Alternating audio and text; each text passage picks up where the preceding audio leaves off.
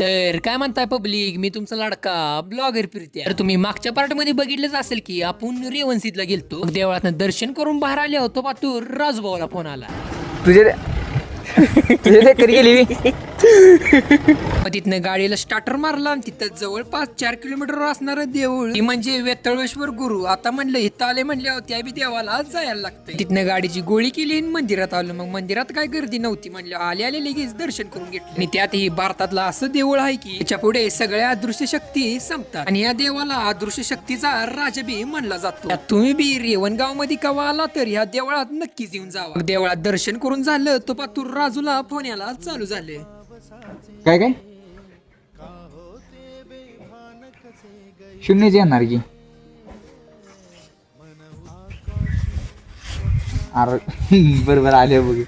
मग तिथनं Raju शेठचा important phone झाल्यावर गाडीला स्टार्टर मारला. कारण लय बी उशिरी तर लावायच नव्हता, कारण पुढे जाऊन आपल्याला विट्यात राजूभाऊला नाईट पॅन्टा घ्यायची होती. मग व्हिडिओ काढायला लागल्यावर राजूभाऊनं लाजून चष्माच काढला. मग तुम्ही बी जाता आपल्या आयडीला फॉलो करून जावा.